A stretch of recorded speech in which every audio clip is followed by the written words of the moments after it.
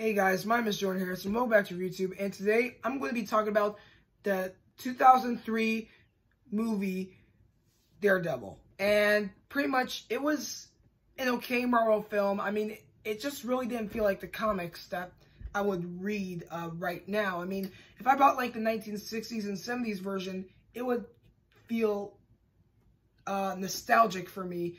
But reacting to this movie, when I reacted to the movie the first time when I was young, it just really didn't feel like the comic books I have read. But anyway, if you haven't seen the movie, go watch it on Peacock, and I'm just going to tell you how I felt about the movie.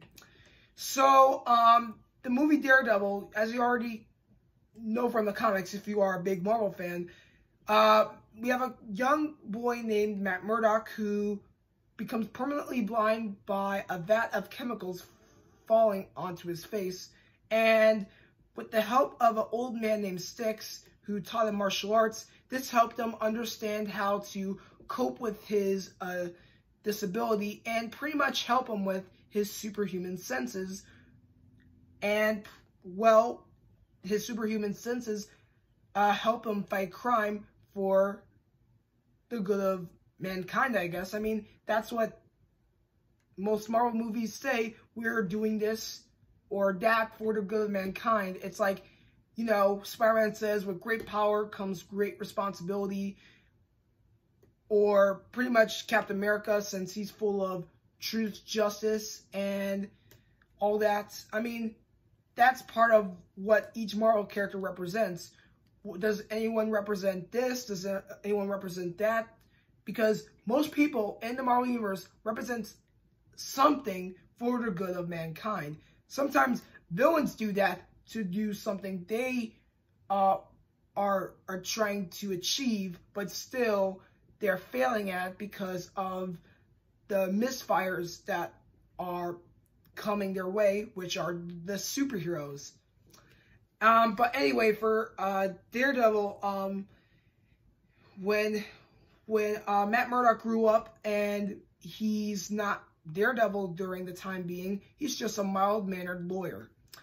Now, throughout the whole movie, he has to fight two different villains.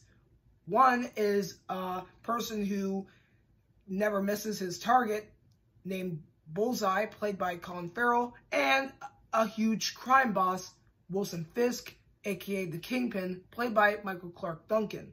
Now, I'm not worried about the Kingpin. I'm just worried about this character, Bullseye, played by Colin Farrell.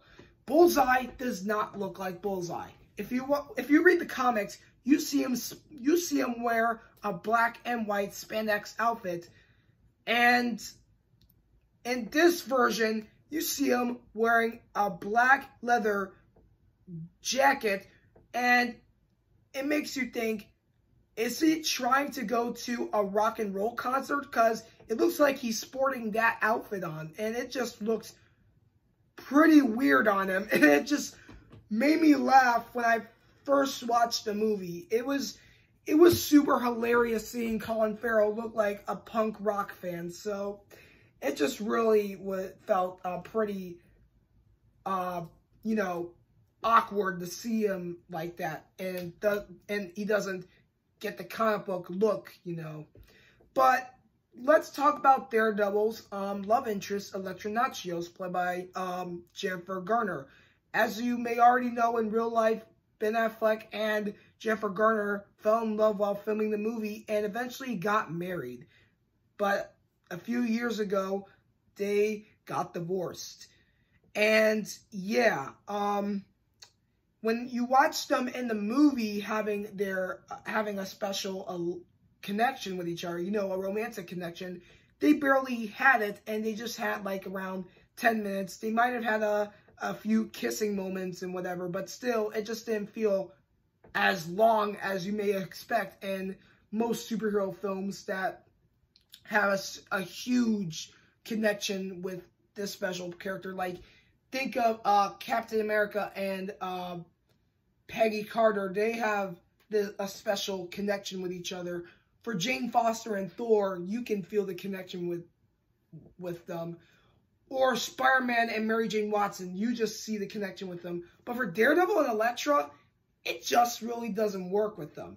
Although in the comics, it works for, you know, Black Widow and Daredevil. But when you see Elektra and Daredevil together, it just really doesn't feel that romantic to me, as you might think of Spider-Man and MJ, or maybe Tony Stark and Pepper Potts, those relationships in the Marvel comics and movies. But anyway, throughout the movie, as you may expect, it was okay for me. I mean, it just really didn't have much of the comic book look I was, you know, asking for. And it just really didn't really hype my interest. I mean, I just said it was okay, but still, I just wanted the comic book look. I wanted the costumes to be just like from the comic book. Like Elektra, she didn't wear the red outfit in this movie, but she wore it in her solo movie, Elektra, in 2005, and that movie really sucked. But really, in this version, she just wears a black leather outfit, and it just looked pretty awkward. But still, I see what the director was doing, but still, it was not really what I went for. The movie was pretty much totally dead.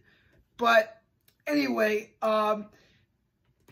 this is my review on Daredevil. And if you have, like I said, if you haven't seen the movie, enjoy watching it on Peacock. And as always, please give me that thumbs up. Subscribe to my channel. Go on the notification bar. Do not want to miss a video I post. And watch Daredevil.